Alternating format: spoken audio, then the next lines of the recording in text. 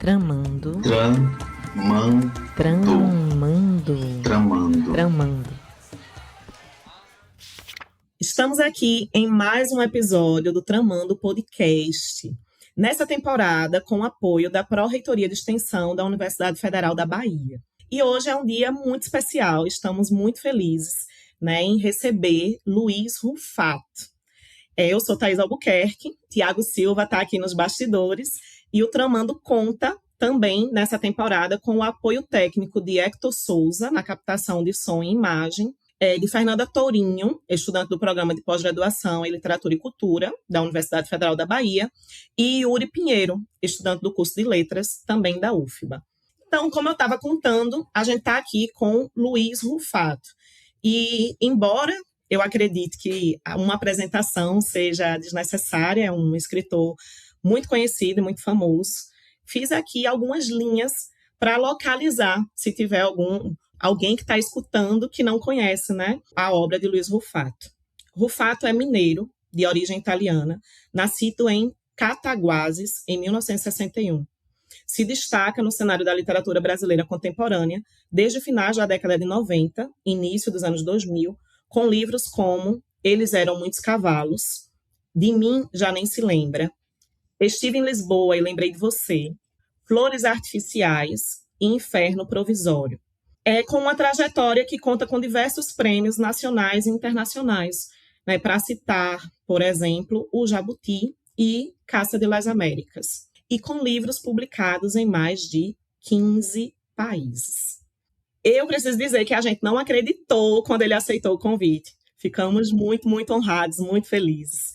Quero dar as boas-vindas, Seja bem-vindo ao Tramando. Agradecemos demais pela disponibilidade de conversar com a gente. A gente estruturou a conversa de hoje em 2 momentos. Eu vou começar conversando um pouquinho sobre a obra e a literatura e a relação com a literatura. E depois a gente vai ter um bloco específico, que é o de Fernanda Tourinho, que estuda a obra de Luiz Rufato e está aqui ansiosíssima para poder conversar com ele também. Então, para passar a palavra para Luiz, eu já vou fazer uma pergunta. E a minha primeira pergunta tem muito a ver também com essa perspectiva biográfica. Quando eu estava pesquisando, lendo mais, sobre a vida e obra, eu fiquei bem surpresa na questão de você ter vindo de uma família humilde, de imigrantes italianos, de você falar em várias entrevistas que não teve a leitura, e a literatura tão presente no primeiro momento, na infância. E aí eu fiquei pensando nisso, e assim, eu disse, e agora, 3 décadas de literatura, 3 décadas, como escritor, como é que você olha para esse menino de Cataguases, e pensa onde a literatura te trouxe, o que é a literatura nessa trajetória, tanto como leitor quanto como escritor. Queria começar com essa provocação. Olá, Thaís, Fernanda, Tiago e o Hector que está ajudando aqui. Muito obrigado pelo convite para essa conversa, fiquei muito feliz.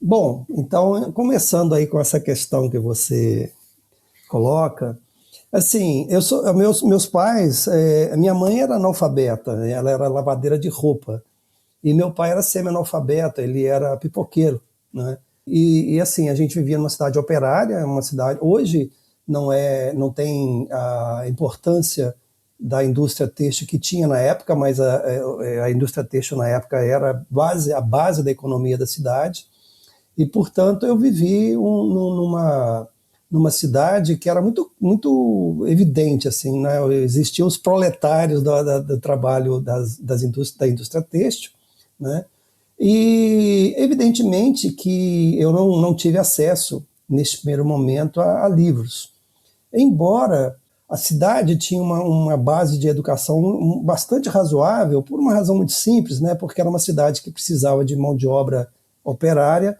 no caso mais ou menos qualificada, porque a indústria têxtil, de alguma maneira, mesmo que você seja um operário da base, você necessita de ter algum tipo de conhecimento, então eles ofereciam, havia uma educação relativamente boa, Eu cheguei a fazer, inclusive, tornearia mecânica no Senai, eu me formei em tornearia mecânica, E então, assim, embora eu não tenha tido contato direto com os livros, com leitura, etc. e tal, mas eu tive uma base de educação relativamente boa. E isso me proporcionou que em algum momento, né, eu me chamasse a atenção para os livros, e aí eu comecei a ler o livro de uma maneira bastante fortuita, sem querer, na verdade. Uma bibliotecária que me começou a dar livros de uma maneira assim, bastante caótica, mas para mim foi ótimo, porque eu fui, de alguma maneira, eu fui naquele momento ali fazendo a minha própria seleção do que eu estava lendo, né? Então isso me proporcionou, ao longo desse momento que eu vivi em Cataguases, uma relação bastante, embora caótica, bastante produtiva com os livros. E eu comecei a gostar muito dessa história de ler, né? E o fato de começar a ler livros de todas as naturezas me fez começar a pensar a respeito de, puxa vida, como é que o mundo é muito maior do que a minha cidade, né? Eu não conhecia outra cidade, eu conhecia, na verdade, uma pequena colônia italiana que tem lá, da onde vieram meus pais. Minha mãe, meu pai não era dessa colônia, meu pai era de um outro lugar, mas, enfim, era muito perto dessa colônia italiana. Então, me deu essa ideia de que, puxa vida, o mundo era muito maior, existiam pessoas que falavam outras línguas, que comiam outras comidas, e essa curiosidade que esse primeiro momento me proporcionou fez com que realmente eu começasse a aspirar, né, a ter um horizonte mais amplo do que aquele que se colocava para mim, né? E foi por meio disso que eu acabei indo embora de Cataguases, eu fui para Juiz de Fora. Em Juiz de Fora eu fui fazer faculdade, eu fiz a Universidade Federal de Juiz de Fora, eu me formei em jornalismo, de Juiz de Fora eu fui para São Paulo, trabalhando como jornalista e começando digamos assim, esse desejo de contar um pouco aquele mundo que eu conhecia, de ter um olhar, digamos assim, um pouco mais interessado, né, pela história do Brasil, enfim. Aí esse caminho me levou a outros lugares e tudo, mas basicamente é isso.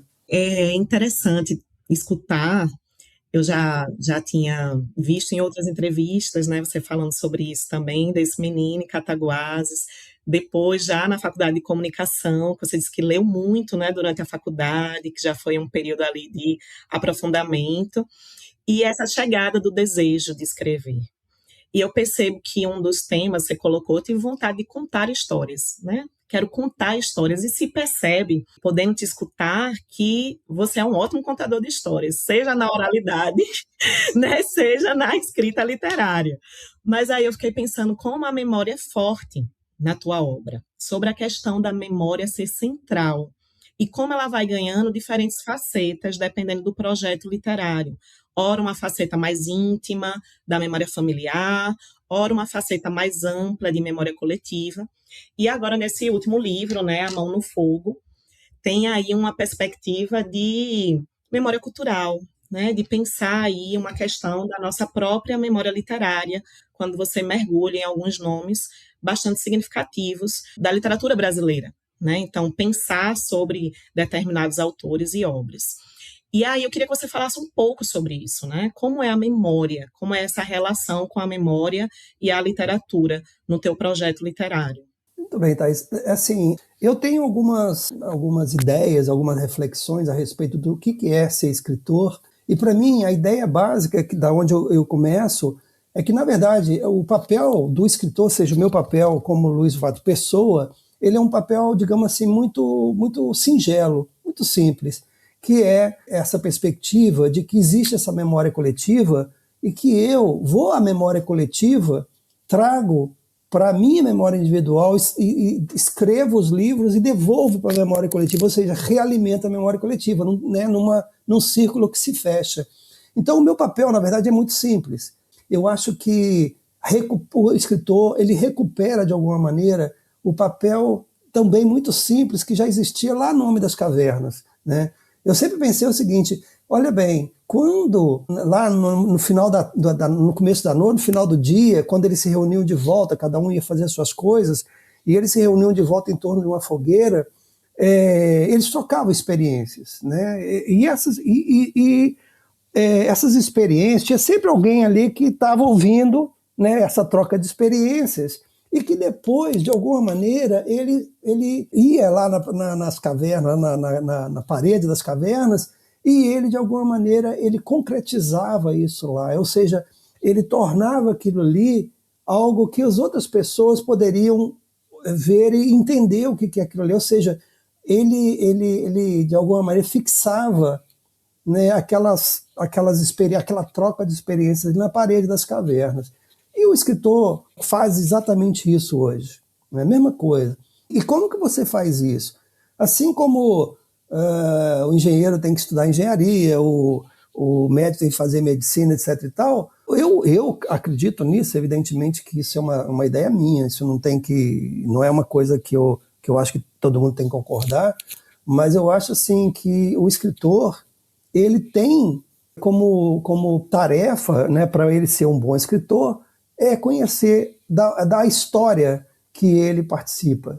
Porque você não começa do nada, quer dizer, você sempre está participando de uma história coletiva. E essa história coletiva não começa comigo, ela começa muito anterior a mim. Então, para mim, era essencial conhecer a literatura brasileira. Né? Para mim, assim, conhecer a literatura brasileira é conhecer onde que eu estou, quer dizer, em que momento desse grande rio eu estou mergulhando, né? Porque ele vem de longe. Então, eu sempre me dediquei a isso, sempre me dediquei a estudar e conhecer a literatura brasileira com profundidade. Evidentemente, como eu não sou da academia, né, eu não tenho formação acadêmica, a minha percepção é a percepção de leitor, né, é uma percepção de leitor. Só que é uma percepção de um leitor que não é uma percepção ingênua, porque quando eu escrevo esses textos, inclusive esse que está aí na Mão no Fogo, mas também o livro anterior, que é a história da revista Verde, de Cataguases, que ela está inserida no contexto do modernismo brasileiro, eu faço muita pesquisa. Eu adoro fazer pesquisa. Então, assim, inclusive nessas pesquisas eu acabo descobrindo coisas assim, interessantes, porque eu leio muitos jornais antigos e tudo. Então é isso, quer dizer, é a minha contribuição, é uma tentativa de contribuir para alimentar essa história da literatura brasileira também. E esse é o projeto de um dos teus últimos lançamentos, que é A Mão no Fogo, agora fresquinho, 2025, e traz nomes que são, eu não citei, né, mas tem ensaios sobre José de Alencar, sobre Guimarães, né, nomes muito fortes, né, Mário de Andrade, muito representativos realmente da nossa literatura, que a gente se depara, seja na escola, seja na universidade, em diferentes momentos da vida com esses autores. Entre os ensaios e esse conjunto de autores que compõem A Mão no Fogo, tem algum ensaio que você tem um carinho especial, algum autor que desperta aí também, dentro das tuas influências, um lugar específico que você pudesse destacar para quem quiser aí ler o livro? Assim, não tem nenhum autor assim que eu parto do princípio de que todos os autores, mesmo os ruins, são importantes para a sua formação. Os ruins são importantes porque são ruins. Você fala, isso eu não quero fazer, né? Então eles são importantes também para isso, né? Assim, eu tenho um autor que eu tenho, digamos assim, uma paixão, eu posso dizer para você, eu tenho uma relação muito profunda com ele, que é o Machado de Assis. Você falar, a pessoa que estiver ouvindo falar, ai meu Deus, Machado de Assis. Não, Machado de Assis é simplesmente um gênio. E não é um gênio da literatura brasileira. E não é um gênio da língua portuguesa, ele é um gênio da literatura mundial. Ele é um dos maiores autores de qualquer época, em qualquer língua. Ele é simplesmente genial. E quando um autor é genial, você pode ler e relê-lo sempre, porque alguma coisa sempre você vai apreender dele. E assim, estranhamente, ele não está presente no livro, não está presente de maneira objetiva, mas subjetivamente está. Eu publiquei há um tempo atrás uma antologia chamada O Escrivão Coimbra e Outros Contos, que é uma antologia do Machado de Assis, em que eu faço um longo prefácio para esse livro, em que eu acho que fica muito clara ali a minha devoção pelo Machado de Assis, né? Eu tenho realmente uma devoção, assim, eu leio o Machado de Assis, todo ano eu tenho que ler alguma coisa dele, porque ele é extremamente inspirador. Inclusive tem um texto aí na Mão no Fogo, que é sobre Guimarães Rosa, mas que eu falo que, no meu ponto de vista, existem dois tipos de escritores. Existem escritores emuladores e os escritores esterilizantes. E o que quero dizer com isso? Existem escritores que eles são tão... Eles têm uma força, aliás, ambos têm força, evidentemente, mas alguns são esterilizantes porque assim, eles são eles. Você não consegue escrever como eles, ou eles não podem te influenciar, porque se eles te influenciarem, você vai ser um epígono desses autores. É o caso do Guimarães Rosa. Se você quiser escrever como Guimarães Rosa, você está perdido, porque Guimarães Rosa não tem como você escrever como ele. Ou Clarice Lispector também. Você tem sempre os claricianos são sempre epigonais, assim como os Guimarães Rosa são sempre epigonais. O Machado de Assis, ao contrário. O Machado de Assis é um autor extremamente emulador.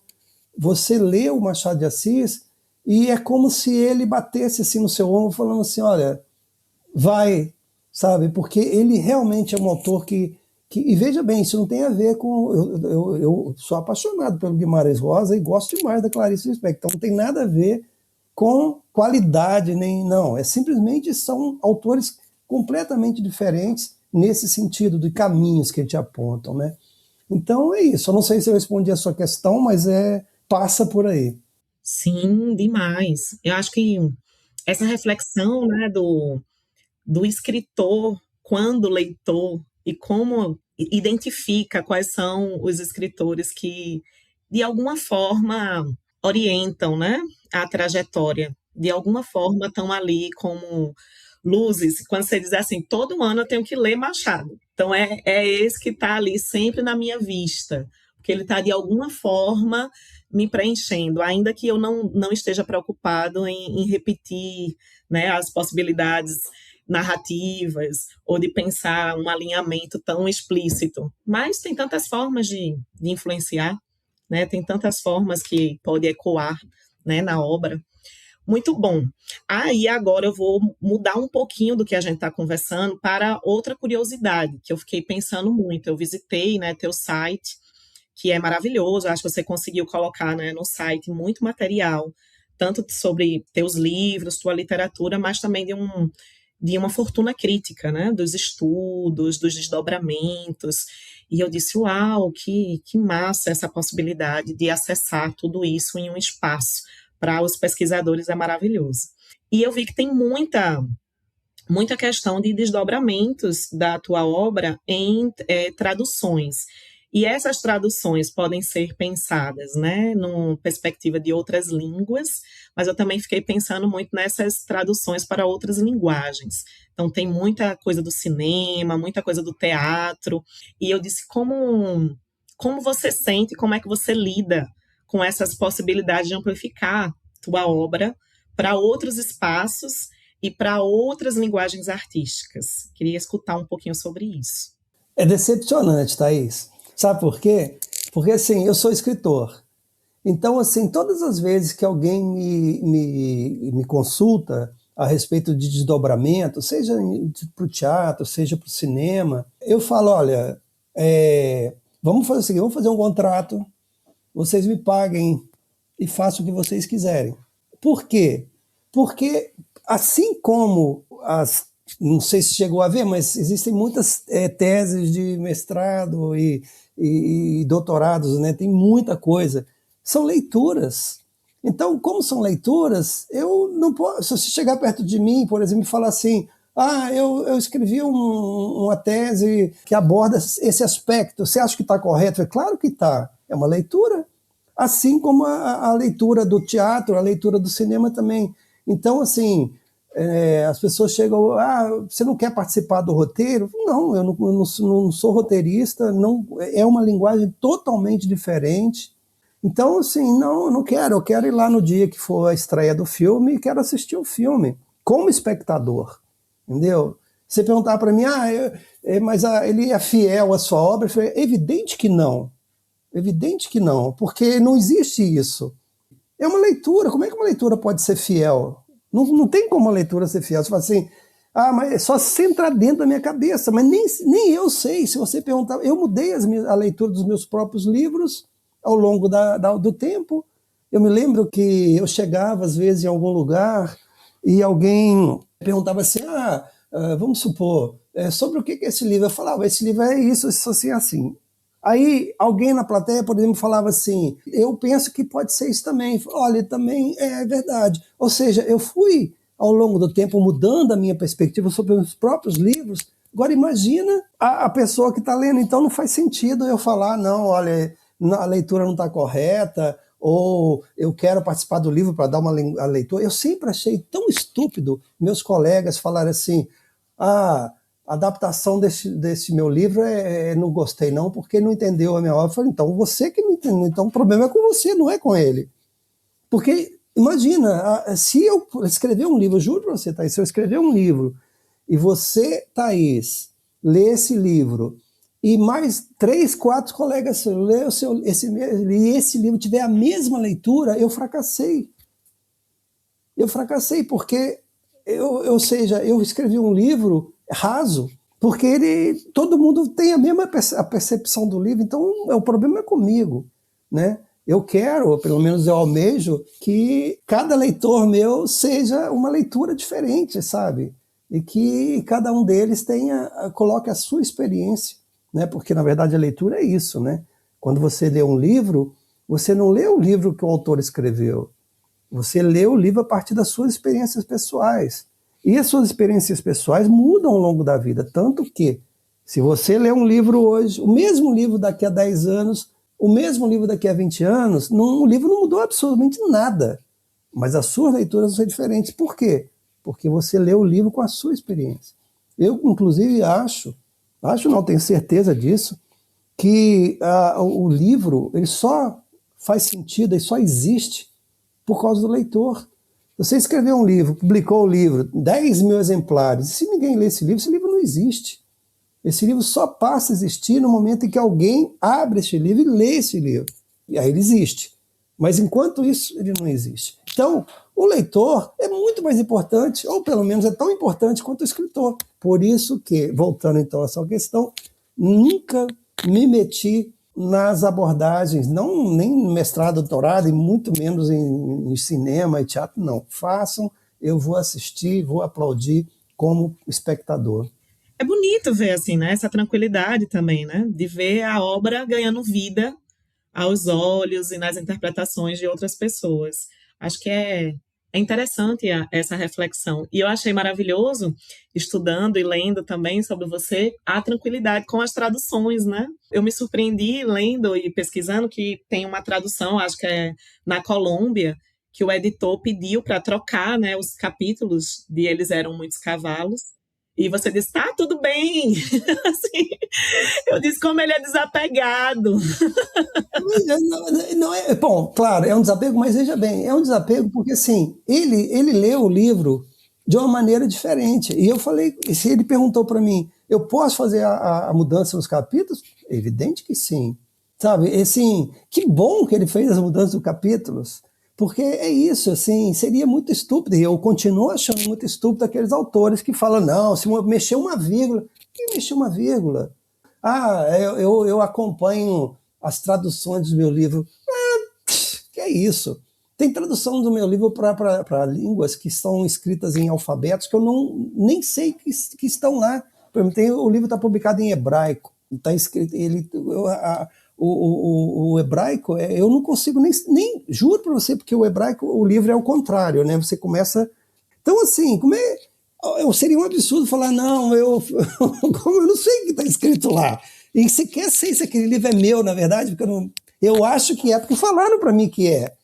Né? Falaram, esse aqui é o seu livro e tal. Mas eu não sei se é. Deve ser, me falaram que é. Entendeu? Então, eu acho tudo tão bobo isso, sabe? Assim, esse apego em coisas que não tem a ver. Eu me lembro quando eu era jornalista, veja bem, jornalista, não estou falando nem de escritor. E eu era editor, eu nunca fui repórter, eu sempre fui um péssimo repórter, eu sempre fui um repórter medíocre, mas eu era um bom editor. E às vezes o repórter chegava e escrevia a matéria lá, né, e falava, não pode mexer no meu texto. Eu falei, não, eu sou editor e vou mexer. Sabe? Claro que eu vou mexer. Meu trabalho é esse, sabe? Então, assim, e claro, você acaba criando problemas, porque as pessoas não, né, ficam chateadas. Apego a texto jornalístico, que no dia seguinte, que você acabou de ler, já joga no lixo, coloca para o gato fazer cocô em cima. E as pessoas, que isso, gente, é muita bobeira. Luiz, eu estou muito triste, porque eu tenho que te deixar agora. Não, gente. Fernanda vai pegar o gancho para conversar mais um pouquinho com você. No final eu volto para a gente fechar o episódio. Muito, muito grata. Imagina, eu que agradeço, Thaís. Também queria agradecer, né, pela sua presença aqui. Eu estava conversando com o Thiago, ele me chamou para fazer a participação nesse podcast. Eu falei, e se a gente pensar em convidar? Uma professora minha, muitos meses atrás, comentou: ele é acessível. Vamos ver se ele é acessível mesmo. E tentei a minha sorte e deu tudo certo, né? E eu escolhi, enfim, né, a gente vai falar especificamente de flores artificiais aqui, porque, como o Thaís explicou, é o meu objeto de pesquisa no mestrado. Eu só vou dar uma rápida explicação do que é esse livro, né, da narrativa do livro, né? É um livro publicado em 2014, é o 10º romance de Luiz Sulfato. Ele é composto por 8 histórias. E essa narrativa reúne as memórias de Dório Fineto, funcionário do Banco Mundial, que, ao viajar ao redor do globo a trabalho, deparou-se com vivências em um mundo fragmentado e com fronteiras diluídas. Eu assisti muitas entrevistas, né? Provavelmente todas as entrevistas possíveis, disponíveis na internet, eu assisti, como parte da minha pesquisa, da época do lançamento. E uma pergunta que era muito recorrente, eu vou lhe fazer, 10 anos depois, né? Dório Fineto é uma pessoa real ou não? Não, não é. Veja bem, cada livro meu, eu assim busco, eu acho que posso falar assim, todos os meus livros são diferentes uns dos outros em termos formais, que é algo realmente que eu faço propositalmente. Assim, eu termino um livro e eu não quero me sentar numa poltrona confortável, sabe? Eu me coloco num lugar desconfortável para começar um outro livro. Então, cada livro meu, ele tem uma questão formal que eu quero resolver. Então, por exemplo, no De Mim Já Nem Se Lembra, que é um livro formado de cartas, né, que o meu irmão enviou para minha mãe, e quando eu entreguei esse livro, eu vou responder a sua questão, tá, Fernanda? É só porque tem a ver com isso. Quando eu entreguei o livro na editora, que a primeira edição dele foi na Editora Moderna, era um projeto muito específico, eu entreguei o livro para eles, e a editora me chamou para conversar, uma pessoa fantástica, adoro ela, e ela me chamou para conversar, e ela e a produtora gráfica e a pessoa que ia fazer as ilustrações do livro. Nós 4 sentamos à mesa, e a primeira coisa que ela me disse, falou assim: olha, nós ficamos muito comovidos com a história, né? Todas as 3, choramos com as cartas e tudo, e a ideia, inclusive, seria fazer as ilustrações com essas cartas manuscritas e tal. E eu falei, pois é, só que tem um problema, essa história toda é inventada. E foi aquele choque, porque assim, eu me coloco no livro, né? O meu irmão, e portanto eu sou também personagem do livro, um personagem totalmente secundário, ou até terciário, mas eu estou no livro. E foi um choque, porque elas realmente achavam, e tanto que depois, quando eu lancei o livro, ele depois saiu pela Companhia das Letras também, e às vezes as pessoas chegavam perto de mim, assim, muito tocadas, falavam, puxa vida, é seu irmão, sua família, e eu evidentemente não falava nada, porque isso é uma leitura. Mas para você, Fernanda, eu posso falar, porque você está fazendo as pesquisas, então eu posso falar. Não, o Dório Fineto não existe. Assim como o Serginho do Steve Lisboa, eu lembrei de você também, que eu falo que é uma entrevista que eu fiz com ele, não existe. Inclusive, uma vez eu me lembro que um resenhista escreveu uma resenha assim, muito ruim sobre o Steve Lisboa. Eu lembrei de você partindo do princípio de que qualquer pessoa podia ter escrito aquele livro, porque foi uma entrevista, né? Então era só fazer o que eu fiz, era gravar a entrevista e falar, isso é a coisa mais fácil do mundo. Só que esse personagem não existe, é uma invenção. Então o Dório Fineto também não existe, embora eu fale lá que ele é meu parente, né, e conta a biografia dele, mas não existe. Ele é uma criação absolutamente ficcional, e talvez, não, acho que não. Ele morreu de Covid agora, em 2022, E isso vai sair um livro agora talvez até março, um livro de contos, que o final do livro tem mais, acho que algumas histórias, porque você lembra lá no começo eu falo que ele me entregou várias histórias. E que se algum dia eu pudesse, eu ia... Então, no final desse livro tem mais algumas histórias que ele conta, né? E aí eu conto que ele morreu em 2022 de Covid, coitado. Tem que sair em março mesmo, porque aí dá tempo de eu inserir na minha dissertação, leitura, análise dessas histórias, como parte do meu objeto. Né, foi uma pergunta só para iniciar mesmo a discussão, né? A minha leitura também, né, é essa, né, que foi uma criação, é um artifício, e eu gosto muito de uma entrevista que você comenta que você entrega a chave da leitura no título para o leitor. Né? Então tá ali, Flores Artificiais. Exato. Então a minha leitura é exatamente essa também. Outra coisa que me chamou muita atenção nesse livro são as referências, né? Outra coisa que eu pesquiso é a intertextualidade dessa obra. Você cita livros como As Viagens de Gulliver, Robinson Crusoe, né, na narrativa. Eu queria que você comentasse um pouquinho sobre as suas inspirações para a sua literatura e, mais especificamente, para Flores Artificiais. Essas inspirações literárias, né, esses outros textos que conversam com os seus. Então, Fernanda, olha que legal, porque aí nós vamos voltar à conversa quanto a isso.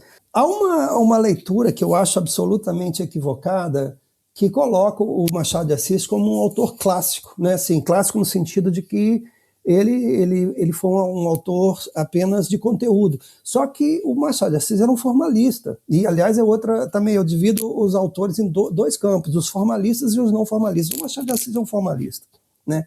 E por que eu estou te dizendo isso?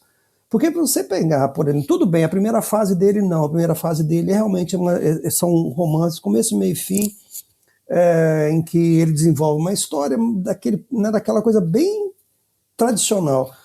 Qual que é o rompimento dele? O rompimento dele está com Memórias Póstumas de Brás Cubas. E o que é o Memórias Póstumas de Brás Cubas?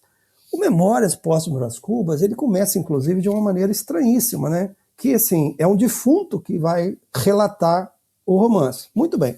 Mas não é só isso.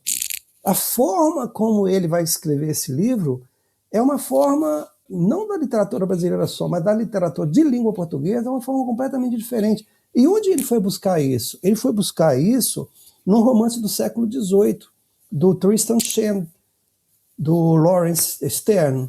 E o que é o Laurence Sterne? Ele faz um romance que a gente chamaria de vanguarda. E está errado, porque é anacrônico você chamar um romance do século XVIII de vanguarda, mas é um romance de vanguarda. E que o Machado de Assis se inspira muito nele, muito nele. E então, o Flores Artificiais, ele nasce formalmente desse núcleo que vai atravessar, que vai tentar buscar lá atrás. Tem um outro romance que também é importante para o Machado de Assis, que é o Viagem à Roda do Meu Quarto, que é do Xavier de Mestre. Ou seja, existe toda uma tradição de literatura formalista que o Machado de Assis vai se incluir nela, porque o Machado de Assis, se você perceber os romances dele na fase, digamos assim, mais cultuada dele, só tem um romance que realmente é um romance com começo, meio e fim, que é o Dom Casmurro. O Quincas Borba não é um romance tradicional. O Esaú Jacó não é um romance tradicional. O Memorial de Aires, um pouco, mas também não é tradicional. Eu insiro, inclusive, Flores Artificiais nesse caminho, que é de você fazer artifícios. É um romance artificial, e todo romance é artificial, mas alguns, e aí são os não formalistas, eles tentam emular, né, o real. Né? E os romances formalistas fazem isso, só que de uma maneira digamos assim, mais fingida, porque ele inclusive usa de artifícios que aparentemente são concretos, que é um romance não formalista, por exemplo, você sabe exatamente que aquele romance, assim, aquilo ali é a verdade, tá? Ali é verdade e tal. O romance formalista, ele parte do princípio de que a realidade, o romance não é para repetir a realidade, ela é para recriar a realidade. Então, eu me inspiro, se é que eu me inspiro em alguém, não no Machado de Assis, mas nessa vertente, né, do formalismo na literatura. Quando a gente pensa, né, você citou vários textos, assim, tipicamente do romance, A gente compara, essa é outra coisa que eu também faço na minha pesquisa, é comparar o Dório, né, com esses heróis romanescos. A gente percebe que ele, de certa forma, atualiza essa ideia do indivíduo, que é utilizado lá no século XVII e XVIII. Né? A gente sai do homem moderno, representado pelos nomes, né, como Gulliver, Robinson Crusoe, Tom Jones, e vem para o homem do tempo presente, né, cronicamente desterritorializado. Né? Então, para você, em que medida a Dório atualiza a ideia de indivíduo? Né? Em que medida o homem do nosso tempo se aproxima e se diferencia desses heróis que a gente citou aqui? Então, na verdade, isso é uma questão muito interessante, Fernanda, porque assim, o romance, né, enquanto tal, ele nasce exatamente nessa necessidade da individualização, que é da burguesia. Até o nascimento do romance, o romance os personagens eram símbolos, né? Você não tinha um nome, você tinha um que representava a felicidade, outro que representava a dor, outro que representava não sei o que e tal. Com o advento do romance burguês, né, você tem identidades. Tanto que os primeiros romances, né, que nós conhecemos, eles são todos biográficos. Né? Nós falamos Tom Jones, Robinson Crusoe, o Tristan Shandy, ou seja, são biografias. Memórias de Brás Cubas, Quincas, tudo biografia. Né? E por quê? Porque você tinha necessidade, né, de dar uma identidade ao indivíduo. Né? O que aconteceu ao longo do século XX e principalmente agora no século XXI é que essas individualidades elas foram perdendo a sua posição no mundo. E você vê, por exemplo, o Dório é um cidadão do mundo, ele não tem um lugar. Então a grande diferença vamos chamar dos heróis desse primeiro momento do advento do romance para o nosso tempo é que, embora continuem sendo indivíduos, só esses indivíduos já não têm mais uma raiz. Se você pegar esses romances até o final do século XIX, começo do século XX, são biografias, ou seja, pessoas que têm começo, meio e fim de vida, e você identifica claramente de onde eles estão falando. Os heróis do nosso tempo, embora sejam identificáveis, quer dizer, embora eles tenham uma individualidade, no entanto, eles não têm um lugar no mundo. E o Dório é o exemplo mais claro disso.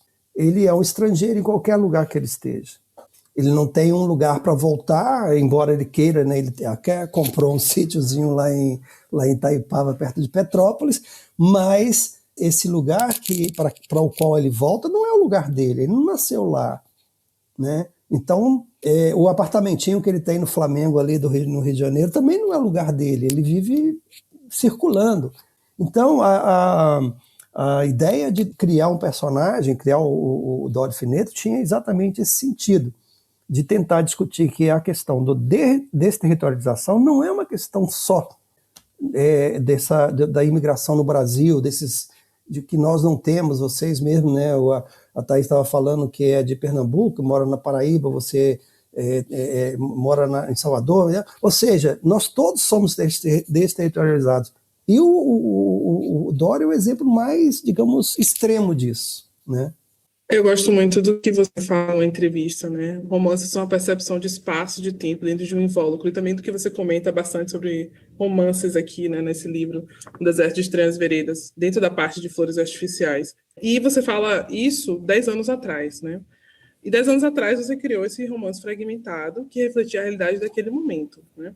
Uma década e um ano depois, né? Você vê mudanças, você escreveria flores artificiais com esses mesmos artifícios, nessa mesma realidade, ou existe alguma coisa diferente que você faria? Alguma percepção nova, alguma coisa nova no mundo que você incluiria na sua obra? Então, Fernanda, essa é uma questão também muito, digamos, que me suscita uma reflexão interessante, porque, veja bem, eu acredito, tá? Mas, de novo, tudo que eu falo e falarei são percepções muito individuais. Então, assim, se alguém falar, eu não concordo com você, não tem problema, porque não é uma verdade, é a minha verdade, né? E, além do que, é uma verdade provisória também, que eu posso mudar lá na frente. Mas, enfim, hoje, né, eu penso isso. Aliás, é uma coisa que eu penso há bastante tempo. Literatura, para mim, ele só tem sentido se ela for transcendente. O que eu quero dizer com isso? Transcendência significa exatamente você escrever um livro que você está numa época específica, num espaço específico, ou seja, num tempo específico, num espaço específico, escrevendo sobre coisas do seu meio e que transcendem o espaço, transcendem o tempo, e às vezes transcendem até línguas quando ele é traduzido para outros lugares. E, portanto, ele não tem um vínculo, ele não tem algo que o amarre a um espaço, a um tempo específico. Quando eu escrevi o Flores Artificiais quando eu publiquei em 2014, eu busquei nele, busco em todos os meus livros essa transcendência, ou seja, eu escreveria, e aliás, tanto, né, que eu escreveria, como escrevi, que agora, né, vai sair nesses 6, eu não sei se são 6 contos, mas eu acho que são 6 outras histórias, acho que são 6, sim, que estão na mesma direção dessas outras histórias do Flores Artificiais, quer dizer, que já foram publicadas no Flores Artificiais, inclusive chama Um Buquê de Flores Artificiais, né, porque ele continua.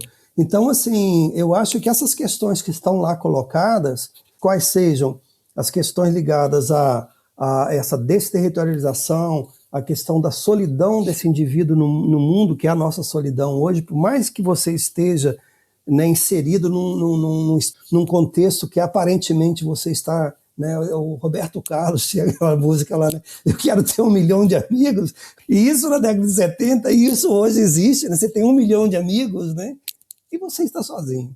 E então, essas discussões que estão presentes no Flores Artificiais, elas são questões universais do meu ponto de vista, e que transcendem, né, aquele momento de espaço e tempo.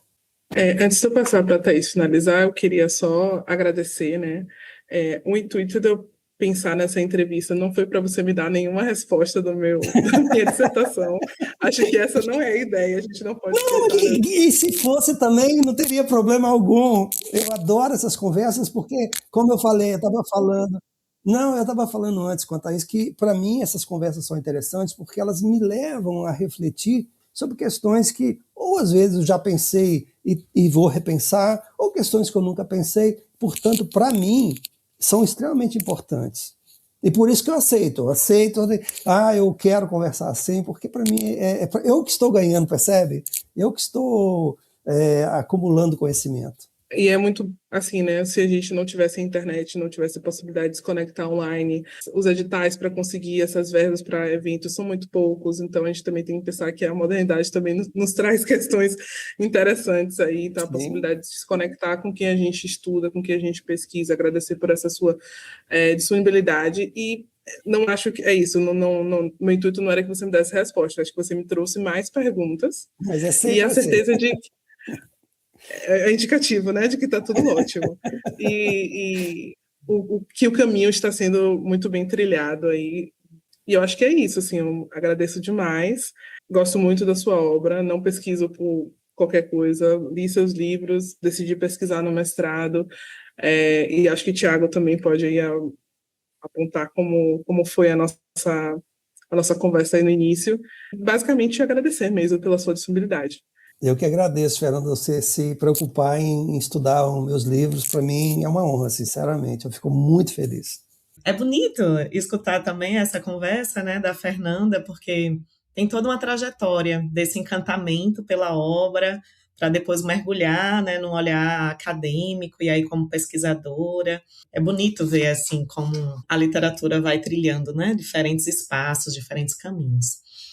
Temos que ir encerrando, tramando, mas eu acredito que esse episódio ficou super bonito, inclusive por essa questão, né, do diálogo, de uma perspectiva da literatura contemporânea que tem uma preocupação muito clara com a tradição, que percebe, né, os ecos dessa tradição da literatura brasileira e até de autores, né, de outras partes, mas que tem aí esse gênero, né, o romance, sobretudo, tão forte. E com atualizações, né, com tendências, assim, eu acho que ficou um episódio muito bonito. E na mesma perspectiva do início, lá da gente apresentar quem é Luiz Rufato, eu queria terminar, Luiz, dizendo, e esse ouvinte, essa ouvinte, que ainda não parou para ler um livro seu, qual é o livro que você indica, que você indicaria aí? Qual é a sua sugestão para quem quiser se aproximar à sua obra? Qual seria a porta de entrada? Bom, primeiro que ela não sabe que está perdendo, né? Não, assim, eu diria que existem duas possibilidades. Uma é um livro que é o mais, digamos, conhecido, é o livro mais estudado e tudo, que é o Eles Eram dos Cavalos. Todos os meus amigos falam assim, cara, você é estúpido, porque assim, é um livro difícil, você pede as pessoas começarem por aí, elas não vão querer ler outro livro. Então, quem não quiser ler, leia o último que eu publiquei, que se chama O Antigo Futuro, né? Os dois últimos, o Verão Tardio e o Antigo Futuro, que são livros assim, que eu acho que discutem bastante o nosso momento no Brasil hoje, sabe? O Verão Tardio, ele é um livro que discute as questões sociais, ou seja, a falta de diálogo entre as classes sociais no Brasil, e o Antigo Futuro discute, aliás, o título já discute, é o Antigo Futuro, porque ele discute um pouco assim, será que nós perdemos o trem da história, sabe? Em que momento, o que aconteceu conosco, sabe? Eu, ao invés de indicar, eu indiquei 3, tá vendo como é? Muito bem, né? E eu acho que também podem, né, os ouvintes aí visitar o site, acho que teu site é muito legal, visitar o site de Luiz Rufato, que é luizrufato.com, então não tem aí, né, não tem dificuldade nenhuma. Pelo que eu sei, você não é muito das redes sociais, continua assim. Nenhum, eu não tenho nada de rede social. Eu sou uma negação completa. A única coisa que eu tenho, na verdade, que não é rede social, é que eu estou escrevendo uma série de textos por chama Substack, né? Não sei se você sabe, né? Substack. Eu estou escrevendo uma série de textos que são bastante autobiográficos, sabe? E lá é de verdade. Lá são autobiográficos mesmo, de verdade. Então, se quiserem também podem visitar. Toda quarta e todo sábado tem texto aí, não paga, não, porque tem gente que tem que pagar, né? Não, o meu é gratuito, não vai mudar, vai ser sempre gratuito. Ótimo, então é mais uma possibilidade, e esses textos fresquinhos, né? Então, podem ir lá visitar. Todos nós do Tramando agradecemos demais, mais uma vez. Foi um prazer, grata demais pela generosidade, né? A simplicidade. Não há nenhuma generosidade nisso, não, imagina. Ai, nenhuma. como foi bom. E o tempo que foi curto, porque sua obra é enorme. Então, a gente teria aqui conversa para dias. Mas, nas correrias, 40 minutos, 50 minutos, eu acho que já está aí uma conversa muito boa. Agradecemos demais a Luiz, sua presença, sua disponibilidade. Lembrando, mais uma vez, que o Tramando Podcast conta com o apoio da Pró-Reitoria de Extensão da UFBA. E um cheiro e até mais, minha gente. Tramando. Tramando. Tramando. Tramando. Tramando.